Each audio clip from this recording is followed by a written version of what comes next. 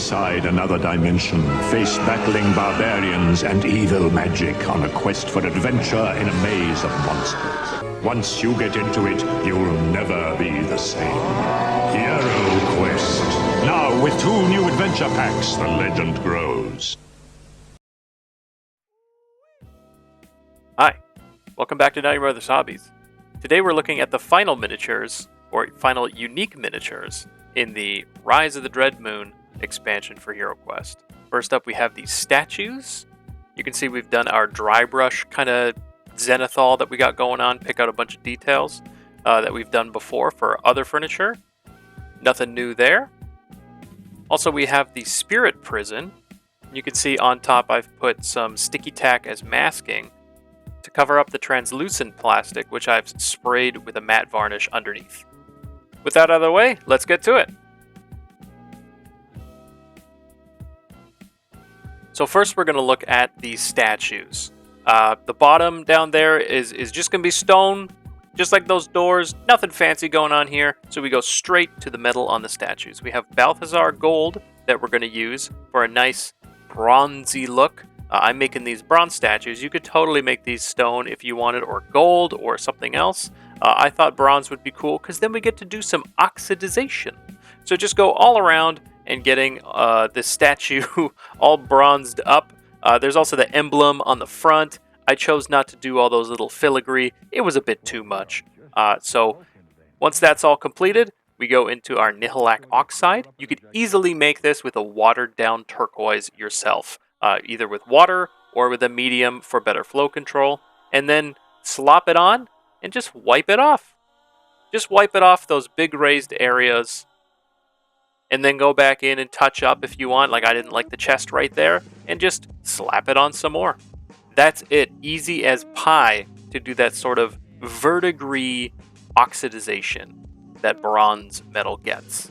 That green turquoise stony, almost stony. It's very matte look that you get with bronze metal oxidization, and just wipe it off with a tissue or paper towel or cloth or whatever.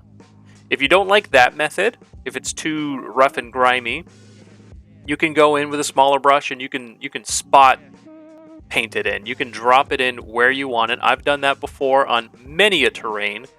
When you have more real estate, you can do drips, because this happens with areas that are going to be watered or carry water, rather, where water is going to flow, and that oxidization is going to drip down in areas. So that's something to keep in mind if you have a miniature that has much more surface area. But otherwise, you could just go right in and spot drop it into the crevices and cracks you think would catch water. There's a lot of little details on these guys, so I figure a lot of areas are going to catch water. But this can help you to keep the raised areas a little brighter with that Balthazar and not mute it so much. Speaking of Balthazar, we're going to go back on the other one and just drop in some highlights here, scrape the side of the brush over, and just pick out some areas that I want to be back to that shiny bronze metal. Now on to the Spirit Prison, or the Ghost Box, or I don't really know what it is. I haven't read the quests yet, but I think it's a torture rack stand-in, is what I think it is. Either way, we're starting off. We're starting off with this Blood Angels Red to do the cloth on the side. You could easily do this cloth as something else. I think on the last torture rack we just did Agrax Earthshade. You could totally do a grimy cloth on here, but it seems sort of sacrificial and red and blood and ghouly goodness is kind of what I was going for. Once that's out of the way, we go in with our metallic blocking as we normally do, our usual bread and butter standard for how we're doing our gold metallics. We're doing that base coat of Guilliman flesh, going all around. There's all kinds of details on here, banding and little decals and runes and stuff. So go around and get all those things you think should be gold, or follow what you can see here and put them in with that Guilliman flesh, followed up by Retributor armor or whatever gold you got. Put it all on top once that's done. You don't have to be so neat and tidy because we've already got that Guilliman underneath That's going to be red. That's gonna warm things up. It's going to match it once we shade it. This is a perfect example when we do terrain on why that base coat blocking can help us hide mistakes or blend things in. This is a perfect example. So just go all around and hit those details, hit all that stuff, and follow it up with your Reikland Flesh Shade Gloss. Or, because this paint doesn't exist anymore, your Flesh Shade followed by a gloss, or your Flesh Shade Gloss mix, whatever you got. Never gets old to say it. You got to repeat it. But we're going to do that, and that's going to help blend the gold that we put on top of the Gulliman Flesh undertone. It's going to make everything shiny and nice. Once that's all taken care of, I'm using Mephiston Red to sort of smooth out any blemishes or poor dry brush control or whatever to make it look more smooth fabric. Then I take off my masking. You can see it's just a big blob of sticky tack that I put on there. That masking is off. We're getting ready to start painting on there. Bold titanium white for this. I think it's like a lamp or something. Some magic crystal, some sort of energy housing mechanism in the mouth of this metal skull. We're making that white. We're preparing it. We're priming it. You can see here I'm going straight to the dry brush of white over top of this ghostly transparent plastic here. Unlike what we did for the ghosts, you completely, absolutely, and probably should do what we did for the ghosts, but I wanted to try something different. I wanted to see the dry brushing on top of just the clear plastic, see how that looked. I ended up doing 2 or 3 coats, just building it up in areas that I felt needed it. But I thought it looked pretty good, even without a color tint. Just putting a white dry brush over top of transparent plastic, hey, now you know, that's a good one too.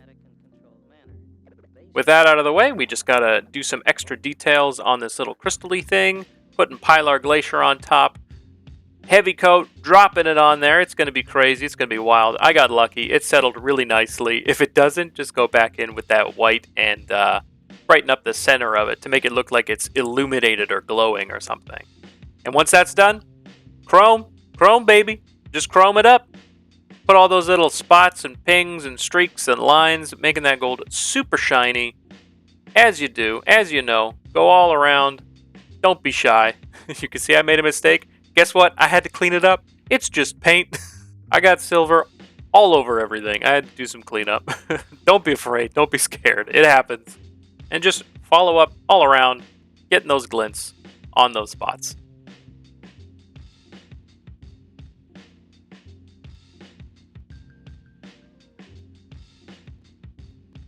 And there you have it, we're done. Look at these statues. You can probably spot the difference between the two, and hopefully they don't look too far apart. I think they'll look fine on the board and won't be too distracting or what have you. But you can see there's 2 different kind of looks and appearances. This one was the one we wiped off and went over top. I kind of like that one, prefer it better. I think that dingy, dulled look is a little bit cooler to me. I think it looks more natural.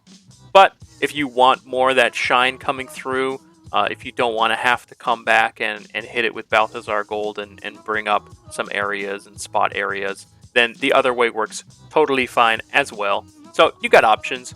Do whichever one you like.